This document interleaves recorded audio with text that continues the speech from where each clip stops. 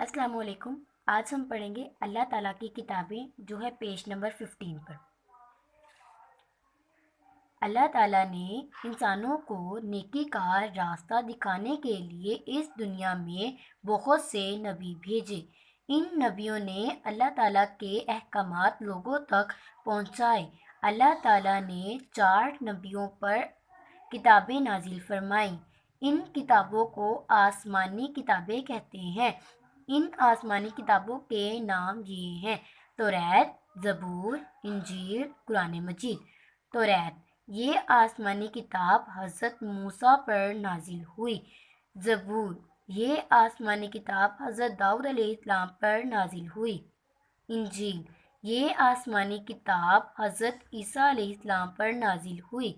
قرآن مجید یہ آسمانی کتاب ہمارے پیارے نبی حضرت محمد صلی اللہ علیہ وسلم پر نازل ہوئی۔ قرآن مجید اللہ تعالیٰ کی آخری کتاب ہے۔ یہ چاروں کتابیں اللہ تعالیٰ نے فرشتوں کے سردار حضرت جبرائیل کے ذریعے نازل فرمائیں۔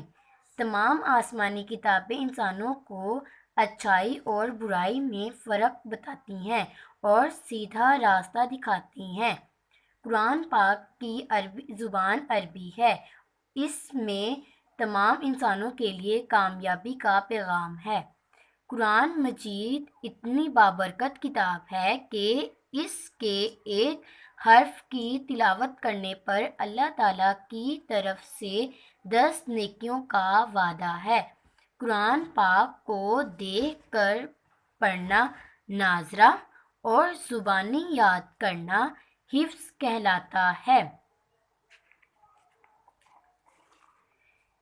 اب ہم پڑھیں گے پیج نمبر 16 پر سرگرمی نمبر 1۔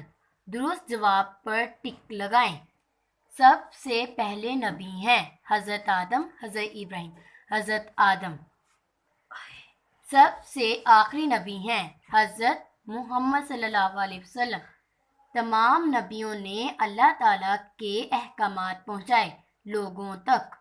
آسمانی کتابوں کی تعداد ہے 4۔ سرگرمی نمبر 2۔ درست الفاظ چن کر درج ذیل خالی جگہ پر کریں۔ حضرت موسیٰ، حضرت عیسیٰ، حضرت داؤد، حضرت محمد، حضرت جبرائیل علیہ السلام۔ انجیل انجیل ڈیش پر نازل ہوئی۔ انجیل حضرت عیسیٰ علیہ السلام پر نازل ہوئی۔ توریت توریت حضرت موسیٰ علیہ السلام پر نازل ہوئی۔ زبور حضرت داؤد علیہ السلام پر نازل ہوئی۔ قرآن پاک حضرت محمد صلی اللہ علیہ وسلم پر نازل ہوا۔ تمام آسمانی کتابیں حضرت ڈیش کے ذریعے نبیوں پر نازل ہوئی۔ حضرت جبرائیل علیہ السلام کے ذریعے نبیوں پر نازل ہوئی۔ سرگرمی نمبر ج۔ کالم الف کو کالم ب سے ملائیں۔ کالم الف، کالم ب۔ اللہ تعالیٰ نے انسانوں کی رہنمائی کے لیے بھیجے رسول۔ اللہ تعالیٰ نے انسانوں کی رہنمائی کے لیے بھیجے رسول۔ اب قیامت تک کوئی نہیں آئے گا نبی۔ اب قیامت تک کوئی نہیں آئے گا نبی۔ قرآن پاک کو دیکھ کر پڑھنا کہلاتا ہے ناظرہ۔